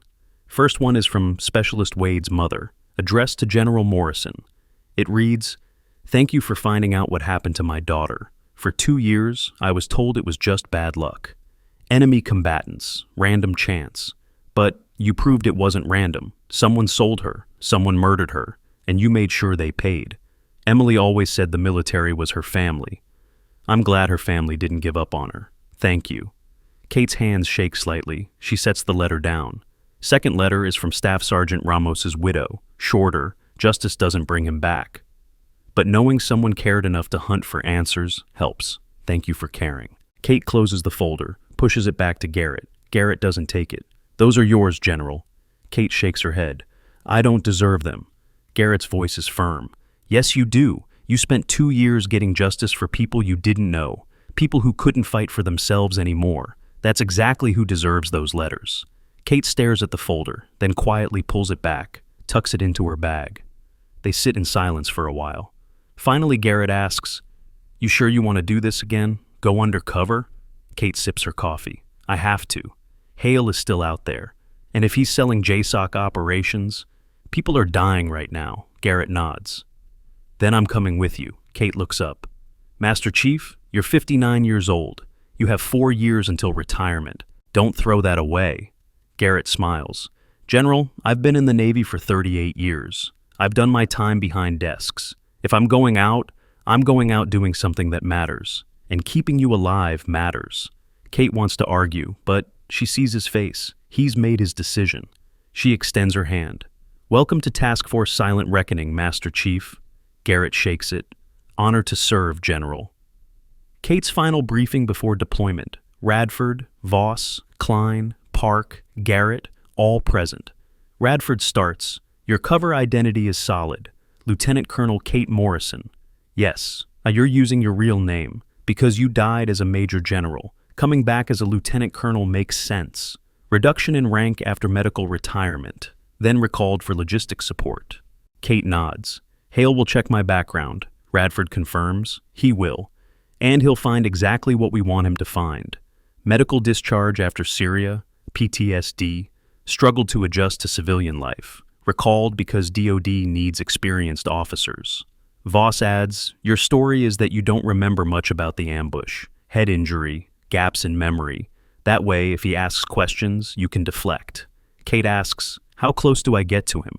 Klein answers, "Close enough to access his communications. his schedule, his meetings, but not so close he suspects. Park pulls up a diagram. Hale works on the third floor. JSOC operations planning. Your desk will be on the second floor. Logistics coordination. You'll have legitimate reasons to interact with him weekly. Garrett speaks. And I'll be assigned as logistics NCO, Master Chief position. I'll be your eyes when you're not in the building. Kate looks at the team. Timeline? Radford exhales. 6 months minimum, maybe a year. Hale's been doing this for at least 5 years. He's careful, patient. We have to be more patient. Kate nods. Then we start tomorrow. Some Fort Bragg, North Carolina, home of JSOC, Joint Special Operations Command. Kate arrives in uniform, Army combat uniform, Lieutenant Colonel rank, name tape, Morrison. She checks in at the headquarters building. Third floor, reports to Colonel Victor Hale's office. Hale is 51, 26 years in service. Ranger tab, airborne wings, face weathered, eyes sharp. He looks up when she enters. Ah, Lieutenant Colonel Morrison. Welcome, Kate salutes. Sir, reporting as ordered. Hale returns the salute. At ease, have a seat. Kate sits. Hale looks at her file on his computer. Says you were medically retired after Syria, then recalled. How are you feeling? Kate's cover story is ready. Better, sir. Took some time, but I'm ready to serve again. Hale nods. Syria was rough. I heard about the convoy. You're lucky to be alive. Kate's face doesn't change. I don't remember much, sir. Head injury. Doctors say some memories might never come back. Hale studies her. Then, well, we're glad to have you. Logistics is the backbone of operations. We can't run missions without solid supply chains. Kate nods. I'm here to support, sir. Hale stands. Let me show you your workspace. He walks her to the second floor, cubicle near the back. Standard desk. Computer. Phone. Hale gestures. This is you. Your supervisor is Major Kim. She'll get you oriented. Any questions? Kate shakes her head. No, sir. Thank you. Hale leaves. Kate sits at her desk, logs into her computer. The hunt begins again. 2 weeks in, Kate settles into routine. Morning briefings, logistics reports, supply chain coordination, boring on the surface. But she's watching, learning Hale's patterns. He arrives at 0700, leaves at 1700, takes lunch at his desk, meets with operations staff 3 times a week. And every Thursday he leaves the building at 1400, returns at 1600. Nobody knows where he goes. It's not on his calendar. Kate flags it. On her third Thursday, she follows him. Keeps distance. 2 cars back. Hale drives to a Starbucks off base. Parks. Goes inside. Kate parks across the street. Watches. Hale sits at a corner table. Pulls out a laptop. Works for 20 minutes. Then someone joins him. Man in civilian clothes. 50s. Fit. Military posture even in casual wear. They talk for 10 minutes. The man slides a thumb drive across the table. Hale pockets it. They stand, shake hands, leave separately. Kate photographs the man, sends it to Tower 6. Response comes in 30 minutes. Marcus Vaughn, former Army intelligence, now works for a defense contractor called Sentinel Global, known for brokering sensitive information. Kate texts back. Hale just received a thumb drive from him. Tower 6, copy. We'll start tracing Sentinel Global's network. 3 months into the assignment, Kate has documented 12 meetings between Hale and various contacts. Always off base, always brief, always involving data transfers. But she needs more. She needs to know what's on those thumb drives. Garrett suggests, we need to get into his office, copy his computer. Kate agrees. But how? He locks his office every night. Security patrols the building. Klein, coordinating from Fort Meade, offers a solution. We can create a false flag, set off a fire alarm, evacuate the building. You stay behind. Copy what you need. Kate considers. Risky. If I'm caught, the entire operation blows. Voss adds via encrypted chat, we don't have a choice. We're running out of time. Intelligence reports suggest another JSOC operation is being planned in Yemen. If Hale leaks it, more people die. Kate makes the decision. We do it. Next week. Omar. The following Thursday, 1400. Hale leaves for his usual meeting. At 14:15, a fire alarm sounds in the JSOC building. 3rd floor. Smoke detector triggered. Everyone evacuates. Orderly. Practiced. Kate hangs back, pretends to grab something from her desk, then slips into the stairwell. She climbs to the third floor, hallway empty. Hale's office door is locked, but Kate has a bypass key, courtesy of NCIS technical team. She enters, closes the door. His computer is password protected, but she has a solution for that too. USB device that copies the hard drive without logging in. She plugs it in, starts the transfer. Progress bar, 8 minutes. Kate watches the door, listens. Footsteps in the hallway. Security patrol. She ducks behind the desk, holds her breath. The footsteps pass. Keep going. Kate exhales, checks the progress. 4 minutes left. More footsteps. Closer this time. The door handle turns. Kate's hand goes to her sidearm, but she can't use it.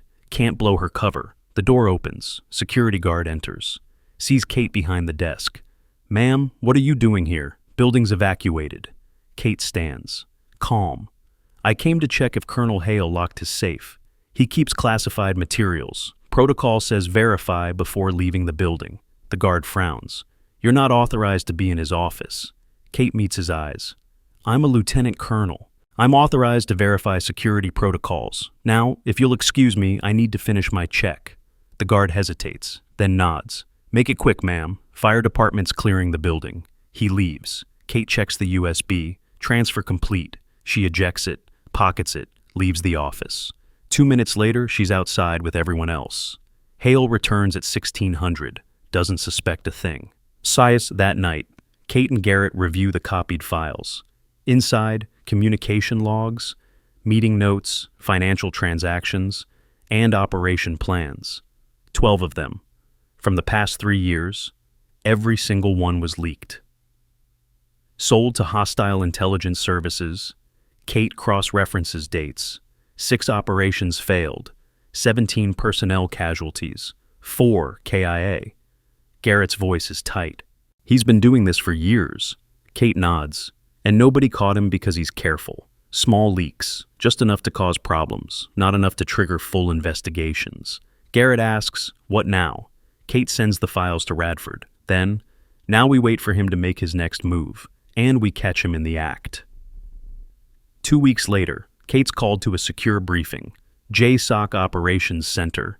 New mission being planned. High-value target in Yemen. Time sensitive. Hale is in the room, leading the logistics brief. He presents the plan. Target compound, convoy route, QRF positioning. Timeline, 72 hours. Kate takes notes, but she's also watching Hale. After the briefing, she pulls Garrett aside. "He's going to leak this one. I can feel it." Garrett nods. "Then we have to catch him before he does." Kate texts Radford. Operation in Yemen being planned. Hale will leak within 48 hours. Request surveillance authorization. Radford responds, "Approved. NCIS will monitor all his communications. If he makes contact, we move." Sabibrisson 40 hours later, Thursday afternoon. Hale leaves for his usual meeting. NCIS surveillance team follows. Kate and Garrett watch via live feed. Hale drives to a different location this time, a park. Sits on a bench. Man approaches. Same one from before. Vaughn. They talk. Hale pulls out his phone, shows Vaughn something on the screen. NCIS team captures images, zooms in. It's the Yemen operation plan, target location, timeline, everything. Vaughn photographs the screen with his own phone. Kate watches. Jaw tight. That's it. That's the leak. Radford's voice over comms. "We have enough. Execute arrest. NCIS agents move in, 6 of them. Surrounding the bench, Hale and Vaughn see them. Stand. Vaughn runs. 2 agents tackle him. Haley doesn't run, just stands there, face blank. Agent approaches. "Colonel Hale, you're under arrest for espionage and treason." Haley doesn't resist, just looks at the agent, then at the park, then up at the sky. Finally, he says, "I knew someone was watching. I just didn't know who." Kate watches from a car 200 meters away, doesn't approach. Garrett sits next to her. "We got him." Kate nods, but doesn't feel relief, just exhaustion. Garrett asks, "You okay, General?" Kate doesn't answer right away. Then, "I'm tired, Master Chief. I'm really tired." Garrett is quiet. Then, "The mission's over. You can rest now." Kate shakes her head. It's not over. There are still 3 more networks. And somewhere out there, Someone else is selling American lives. Garrett looks at her. General, you've been hunting for 2 years. You got Corbin, you got Reese, you got Hale. At some point, you have to let someone else take over. Kate stares out the window. I will. After the next one. Garrett sighs. That's what you said about Corbin. Kate doesn't respond. 1 week later, Hale's interrogation. Kate watches through one-way glass. Radford and an NCIS interrogator in the room with Hale. Hale sits calmly, hands folded. No lawyer yet. He waived his right temporarily. Said he wants to talk. Radford asks, why did you do it? Hale is quiet for a long time. Then, money at first. I had debts, made some bad investments. Someone approached me, offered to pay, a lot. I thought it would be just once. Radford leans forward, but it wasn't. Hale shakes his head. No. Once you start, they own you. They threaten to expose you, so you keep going. And after a while, you stop feeling guilty. You rationalize it. Tell yourself the operations would fail anyway, that you're not really hurting anyone. The NCIS interrogator asks, but people did get hurt. 4 operators died because of information you leaked. Hale's face finally cracks. Tears form. I know, and I have to live with that. Radford pulls out photos. Staff Sergeant Ramos, Sergeant Carter, Specialist Wade, Captain Andrew Reese. Wait, Reese is dead. He was killed in the Syria ambush trying to escape. And then there's Lieutenant Marcus Vell. Died in Yemen 2 years ago because you sold his convoy route. Hale looks at the photos, closes his eyes. Radford continues. You're going to prison for the rest of your life, Colonel. The only question is whether you cooperate now and help us stop the others, or whether you stay silent and protect them. Hale opens his eyes. What do you want to know? Radford slides a list across the table. These networks, we know they exist. We need names, contacts, methods. Hale reads the list, then looks up. If I tell you, what happens to me?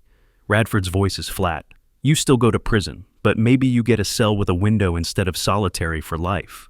Hale considers, then picks up a pen, starts writing. Kate watches through the glass, feels no satisfaction, just emptiness. 2 days later, Kate sits with Radford in his office. He hands her a file. Hale gave us everything. Names, dates, bank accounts. We can dismantle the remaining 3 networks within 6 months. Kate opens the file, scans the names, then closes it. Radford frowns. General, this is what we've been working toward. Kate sets the file on his desk. I know, but I can't keep doing this. Radford leans back. What do you mean? Kate's voice is tired. I mean, I've been dead for 2 years. I've spent every day pretending to be someone else. Watching, waiting, hunting, and I'm done. Radford is quiet. Then, we need you for the remaining operations. Kate shakes her head. No, you don't. You have Klein, Park, Garrett. A dozen other good people who can finish this. You don't need a ghost. Radford studies her. Then, what will you do? Kate stands. I don't know yet, but I need to figure out who Kate Morrison is when she's not hunting, before I forget completely. Radford stands too, extends his hand. It's been an honor, General. Kate shakes it. Thank you for giving me the chance to find them. Ramos, Carter, Wade, they deserve justice. Radford nods. They got it. Because of you. 1 month later, Kate Morrison officially retires from the U.S. Army. Small ceremony at Fort Meade. Radford, Voss, Klein, Park, Garrett. Rios flew in from OCS. Brooks sent a letter. No media, no publicity, just a handful of people who know what she did. Radford presents her with a flag, thanks her for her service. Kate accepts it, says nothing, just nods. After the ceremony, Rios approaches, nervous. Ma'am, I wanted to thank you for everything. Kate smiles. You already did, petty officer. Now it's ensign, right? Rios grins. Yes, ma'am. Commissioned 2 weeks ago. Kate's smile widens. Good. The Navy needs officers like you. The kind who stand up even when it's hard. Rios's eyes water slightly. I'll try to live up to that, ma'am. Kate puts a hand on her shoulder. You already are. That evening, Kate sits alone in her apartment. First permanent address in 2 years. Arlington, Virginia. Small 1-bedroom. Quiet. She opens her laptop, checks her email. Nothing urgent, no encrypted messages, no mission briefs, just silence. It feels strange.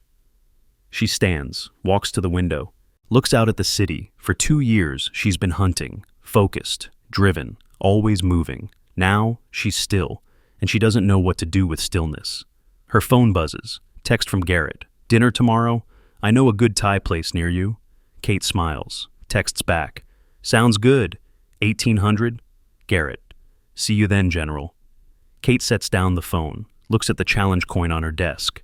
Silent actual. She picks it up, turns it over, reads the inscription, then puts it in a drawer, closes it. Maybe someday she'll take it out again. Maybe someday there will be another hunt, but not today. Today, she rests. Sark. 6 months later. Kate works as a consultant for DoD, not undercover, not secret, just advising on security protocols and operational procedures. Normal job. Normal life. She still wakes up at 0500, old habits, but now she goes for a run instead of checking encrypted emails. She has coffee with Garrett once a week. They talk about normal things, sports, books, weather. She visits Rio's when she's in town, watches her grow into her officer role, feels proud, and once a month she visits Arlington National Cemetery. Section 60, Row 12, 3 headstones in a line, Staff Sergeant Luis Ramos, Sergeant First Class Deshaun Carter, Specialist Emily Wade. Kate stands in front of them, doesn't speak, just stands. Then places 3 challenge coins, 1 on each grave, silent actual. She salutes, holds it for 5 seconds, then leaves. 1 year after retirement, Kate receives a package, no return address. Inside, a folder, classified markings, and a note, typed, unsigned, General Morrison. The final 3 networks have been dismantled, 42 arrests, 0 leaks in past 12 months. JSOC operations running clean. Your hunt is complete. Thank you for 2 years of your life. We know what it cost. Tower 6 sends regards. Kate reads the note 3 times, then sets it down, opens the folder. Inside, photos of the arrested officers, all in custody, all facing justice. The network is broken. The hunt is over. Kate closes the folder, puts it in a safe. Then she does something she hasn't done in 2 years. She cries, not from sadness, not from relief, just from release, from letting go of weight she's carried too long. When she stops, she feels lighter. She picks up her phone, texts Garrett. Want to grab dinner? I have something to celebrate. Garrett responds, always. What are we celebrating? Kate smiles, types, the end of a very long mission. Bizarrely that night, Kate and Garrett sit at a restaurant, quiet corner booth. Garrett raises his glass, to the end of the hunt. Kate raises hers, to the people who didn't make it, and to making sure others do. They drink. Garrett sets down his glass. So, what now, General? Kate considers. Then, I think I'm going to teach, maybe adjunct professor at a military college, share what I learned, help the next generation avoid the mistakes we made. Garrett nods. That's good. You've got a lot to teach. Kate looks at him. What about you, Master Chief? You retiring? Garrett grins. Already did. 2 months ago. Moved to North Carolina. Got a little house near the coast. Planning to fish a lot. Kate smiles. That sounds perfect. They eat in comfortable silence. After a while, Garrett asks, do you miss it? The hunt? Kate thinks. Then, sometimes, the focus, the purpose, knowing exactly what I'm supposed to do. Garrett nods. But? Kate's voice is soft. But I don't miss the cost, the lying, the isolation, the constant fear that I'll fail and someone else will die. She looks at Garrett. I spent 2 years being a ghost. I'm ready to be a person again. Garrett raises his glass again. To being a person. Kate clinks her glass against his. To being a person. 2 years after retirement, Kate publishes a book, not about her hunt, that's still classified, but about leadership, ethics, decision-making under pressure, lessons from 25 years in uniform. It's well received. Military colleges use it as a textbook. Junior officers read it and write her letters. Kate responds to everyone. She teaches 3 courses a semester at National Defense University. Students call her Colonel Morrison, not General. She prefers it that way.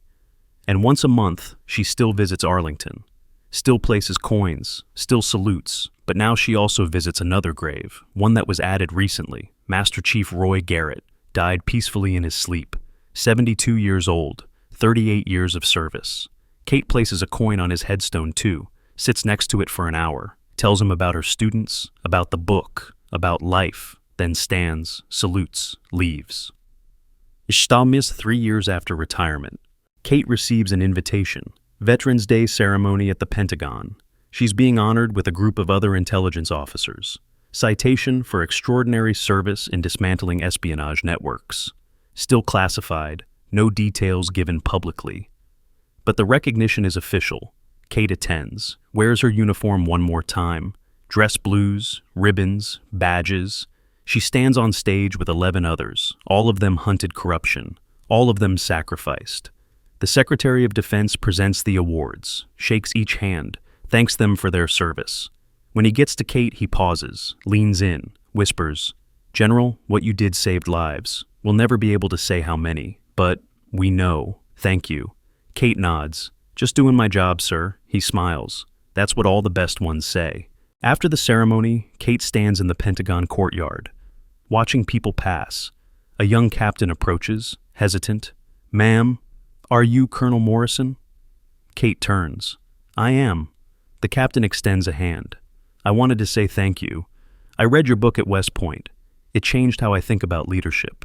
Kate shakes her hand. "I'm glad it helped." The captain hesitates. Then, "I also wanted to ask. The book talks about making hard choices, sacrificing for the mission. How do you know when it's worth it?" Kate considers the question. Then, "You don't, not in the moment. You make the choice you think is right, and you live with the consequences. But years later, if you can look back and say you did it for the right reasons, then it was worth it." The captain nods. "Thank you, ma'am." She leaves. Kate stands alone for a moment, then pulls out her phone, opens the Photos app, scrolls to a folder labeled Syria. Inside, photos of Ramos, Carter, Wade, smiling in uniform. She looks at them for a long time, then closes the app, pockets the phone. They were worth it. 5 years after retirement, Kate receives one final message from Tower 6, General Morrison. All networks dismantled. 0 active investigations. JSOC operations secure. 22 total arrests. 163 lives saved by preventing leaked operations. Your mission is complete. Silent. Actual deactivated. Thank you for your service. Kate reads it, then deletes it. Sits back in her chair, looks out of the window of her home office. 5 years. It's been 5 years since she stopped hunting, and for the first time, she feels truly at peace. There's a knock on her door. She opens it. Rio stands there, now a lieutenant, 2 years into her career, smiling. "Ma'am, I was in the area. Thought I'd stop by." Kate grins. "Come in."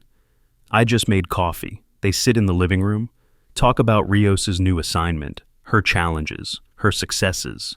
Kate listens, offers advice, encourages. After an hour, Rios stands to leave. At the door, she turns. "Ma'am, can I ask you something?" Kate nods. "Of course." Rios's voice is soft. "Do you ever regret it? The years you spent hunting?" Kate considers. Then, "No, I don't regret it. It was hard. It cost me. But I did what needed to be done, and people are alive because of it." She pauses, then adds, "But I'm glad it's over. I'm glad I can be just Kate now. Not General Morrison, not Silent Actual, just Kate." Rio smiles. "I think that's beautiful, ma'am." Kate walks her to the door. "Thanks for stopping by, Lieutenant." Rio salutes. "Always an honor, ma'am." Kate returns the salute, then watches Rios walk to her car and drive away. She closes the door, returns to her office. On her desk, the challenge coin. She took it out of the drawer last week, not to use, just to remember. She picks it up, reads the inscription one more time, Silent Actual, then sets it down, next to a photo, her graduating class from West Point, young faces, full of hope. Kate looks at her younger self in the photo, West Point graduation, 22 years old, the uniform still crisp and new, eyes bright with ambition and certainty.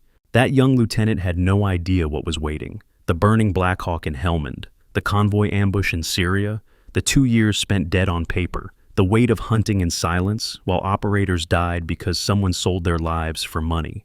So much she didn't know then. So much she would learn. The cost of doing what's right when no one's watching. The loneliness of carrying secrets that could never be shared. The burden of knowing that hesitation meant death for someone else. The way justice sometimes requires you to disappear so completely that even you forget who you were before. But if she could go back and tell that young lieutenant what was coming, what would she say? Kate thinks, runs her finger along the edge of the frame, then whispers to the photo, "It's worth it. Every sacrifice, every hard choice, because you'll save lives, and that's why we serve." She picks up the challenge coin next to the photo, silent actual, turns it over in her palm one more time. The metal is warm from the desk lamp, worn smooth at the edges from 2 years of carrying it in her pocket during the hunt. She sets it down gently, not putting it away, just letting it rest. She turns off the desk lamp, leaves the office. The apartment is quiet. Her apartment. Not temporary lodging, not a cover identity's address. Hers. The first real home she's had in 2 years. The kitchen is small but bright. Evening light spills through the window. She opens the cabinet, pulls down a wine glass, pours slowly. Red wine, nothing special, just something to mark the moment. She carries the glass to the balcony, slides the door open. The air is warm. Late spring in Arlington. The city spreads below her. Cars moving on the street. People walking dogs. Normal life happening all around. She sits in the old wicker chair, the one that came with the apartment, comfortable in its plainness, watches the sunset. The sky burns orange and purple. Clouds catch fire at their edges. The sun sinks toward the horizon. Slowly, patient, like justice. Somewhere in the world, operators are running missions. Convoys are moving through hostile territory. Drones watch from above. Teams stack up outside compounds. Lives are on the line, right now, this moment, while she sits here watching the sun go down. But they're safer now, because networks were broken, because leaks were stopped, because someone hunted in the dark so they could operate in the light, because Hayes and Corbin and Hale are in cells instead of offices, because Ramos and Carter and Wade didn't die for nothing. Kate raises her glass to the sunset. Justice isn't loud, it's patient, and Kate Morrison was patient for 2 years, and it was enough. She drinks, the wine is warm, rich, real. She watches the sun disappear behind the buildings. The sky darkens from orange to purple to deep blue. Stars begin to appear, just a few at first, then more. She sits for a long time, watching the night arrive, feeling the temperature drop, hearing the city settle into evening rhythms, then stands. The chair creaks.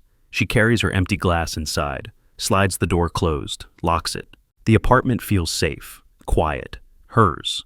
Tomorrow, she'll teach. She'll stand in front of a classroom at National Defense University and talk about leadership and ethics and making hard choices under pressure. She'll advise. She'll answer emails from junior officers asking questions about their careers. She'll mentor. She'll have coffee with Rios and talk about what it means to be an officer who does the right thing even when it's hard. But tonight, she rests. She sets the wine glass in the sink, turns off the kitchen light, walks through the living room. The challenge coin glints on her desk in the darkness. She doesn't pick it up, just sees it there. Proof that what happened was real, that the hunt existed, that justice was served. The hunt is over, and Kate Morrison is finally home. The stories end here, but the journey continues. Many new episodes are waiting for you. And if you enjoy, please take a moment to like, subscribe to our EV Story channel, and turn on the bell. See you in the next story.